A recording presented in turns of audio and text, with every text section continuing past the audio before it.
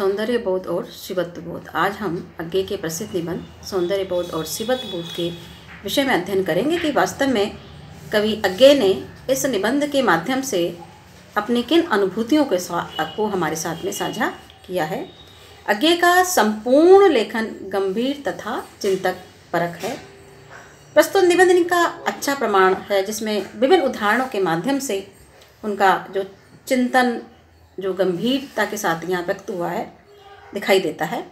इस निबंध में वे स्थापित करते हैं कि आलोचक का मूल कार्य साहित्य में जीवन मूल्यों की प्रतिष्ठा को देखना होता है। मतलब जो भी आलोचक होता है वो अगर अपनी कोई रचना जो है उसको देखता है, उसकी आलोचक के धर्म के अनुसार उसकी समीक्षा करता है, तो उसमें वो उसका जो मुख्य कार्य है साहित्य में जीवन मूल्यों की प्रतिष्ठा को देखना होता है। क्योंकि साहित्य का उद्देश्य क्या है? जीवन को एक जो है सही दिशा प्रदान करना। तो जीवन मूल्यों की प्रतिष्ठा करना ही साहित्य का प्रमुख उद्देश्य है। तो जो है एक आलोचक का मुख्य कार्य भी साहित्य में जीवन मूल्यों की प्रतिष्ठा को देखना होता है। उनका मानना है, मतलब आगे अपने निबंध में ही कहते हैं, उनका मानना है कि बिना मूल्यों और प्रतिमानों के साहित्य का मूल्यांकन नहीं हो सकता। मतलब स्वदेश्य अगर कोई साहित्य नहीं लिखा जाता है तो उसका कोई औचित्य नहीं है, वो बिल्कुल निरर्थक कहलाता है, उसकी कोई सार्थकता नहीं होती।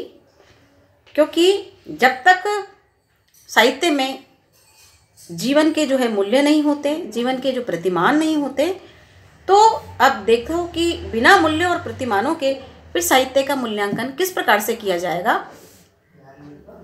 इसलिए वे मानते हैं कि समीक्षक को बहुपठित और शास्त्रों का ज्ञानी होना चाहिए। मतलब ऐसा नहीं कि एक पक्ष को देख करके किसी भी पुस्तक या साहित्य का जो है समीक्षा करे या उसका मूल्यांकन करे। तो उसको क्या होना चाहिए कि समीक्षक को अपनी समस्त जो है सारी दृष्टि, सभी प्रकार की जो है दृष्टि जो है उसको सूक्ष्मता के साथ में उसका अध्ययन और उसकी परख उसको होनी चाहिए, जिसके बारे में वो लिख रहा है या जिसके बारे में वो अपनी बात को कहता है। इसलिए वो मानते हैं कि समीक्षक को बहुपठित शास्त्रों, मतलब उसको ज्ञानी और बहुत अधिक शास्त्रों का अध्ययन और बहुत अधिक पढ़ा हुआ होना चाहिए, मतलब सब प्रकार का उसको ज्ञान होना चाहिए। तभी वह साहित्य के उदात्त द्रव्यों की परंपरा को समझ, मतलब साहित्य के अंदर जो मूल जो संवेदना अंतर्निहित है उसको वो अच्छी तरह से व्याख्यायित कर सकता है, परिभाषित कर सकता है, उसको समझा सकता है। इसलिए किसी भी जो है समीक्षक का अत्यधिक बहुपठित, मतलब उसको अत्यधिक जो है ज्ञानी और उसको जो है ज्ञान का जो अद्यतन उसका होना भी ज़रूरी होता है कि सब तरह का उसको नॉलेज ज्ञान हो, अध्ययन वो करे और उसके जो जिस भी साहित्य की जो है वो उसको व्याख्यायित कर रहा है, उसको समझा रहा है या जिसके बारे में वो अपनी बात को कहना चाह रहा है, अपनी बात को पुष्ट करना चाह रहा है, उस बात को पुष्ट करने के लिए उसका ज्ञानी होना और बहुपठित और शास्त्रों का ज्ञान उसके अंदर होना ज़रूरी है। अज्ञे जी का कहना है, इस निबंध के माध्यम से देखिए वो क्या बताते हैं कि अज्ञे मानते हैं कि मूल्यों का स्रोत मानव का क्या होता है? विवेक। जीवन मूल्यों का जो स्रोत है या मानव मूल्यों का जो स्रोत है वो क्या होता है? विवेक होता है। और सौंदर्य बोध भी मानव बुद्धि का ही एक व्यापार कहा जाता है। तो दोनों काम से आते हैं, हमारे विवेक से।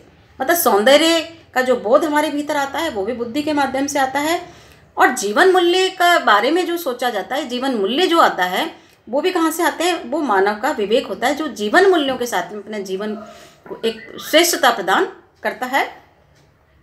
सुंदर की परिभाषा करना कठिन है, पर इतना तय है कि समालोचक सरसता से उन तत्वों को पहचान कर ले। अब वास्तव में आप ये प्रश्न है कि सुंदर कौन है, किसको कैसे सुंदर माना जाए, किसके लिए कौन सुंदर है, किसी के लिए क्या सुंदर है। जो व्यक्ति किसी के लिए सुंदर है या जो चीज़ किसी के लिए सुंदर है वो दूसरे के लिए नहीं हो सकती। तो इन सब के लिए क्या मापदंड हो, इन सब के लिए कौन से ऐसे तत्व है, तो इन सब तत्वों की पहचान कौन करता है? एक अच्छा समालोचक, एक श्रेष्ठ समालोचक, एक सुधी समालोचक उन तत्वों की पहचान करके जो किसी रचना को सुंदर, भाई वास्तव में रचना सुंदर कैसे दिखे? तो सामान्य भाई समीक्षक जो है या किसी जो है साहित्य की वो क्या कर रहा है? समीक्षा कर रहा है। तो उसमें देखें कि इस रचना को सुंदर बनाते हैं कौन से तत्व हैं जो इस रचना को सुंदर बनाते हैं। उनको उसकी जो पारखी नज़र है, उसकी जो पारखी दृष्टि है, उन सूक्ष्म जो अनुभूतियाँ हैं उनको परख लेती हैं अपनी सूक्ष्म दृष्टि से, और वो और जिनसे पाठक भी, उसको लगता है कि पाठक भी इन तत्वों से जो किसी रचना की श्रेष्ठता या किसी रचना को सुंदर बनाने में होने चाहिए, उन सब से जो पाठक भी प्रभावित होते हैं वो उसको परख लेता है।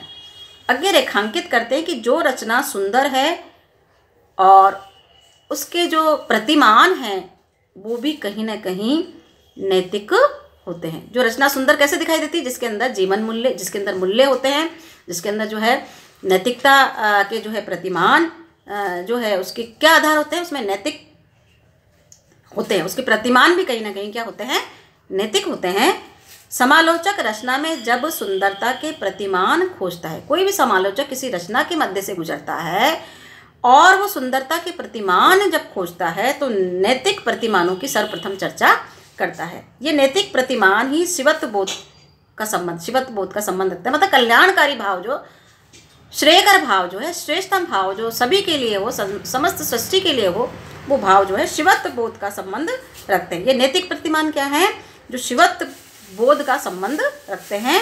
कहने का तात्पर्य है कि जो सुंदर है उसे शिव भी होना चाहिए। शिव मतलब कल्याणकारी, शिव मतलब यहाँ पर है कल्याणकारी, तो उसमें शिवत्व का बोध भी होना चाहिए, उसमें कल्याण की भावना भी होनी चाहिए, उसमें कल्याण का बोध भी होना चाहिए। सुंदर और शिव अलग अलग नहीं है, मतलब दोनों एक ही हैं और प्रत्युत दोनों क्या हैं? एक ही में ही समाये हुए हैं।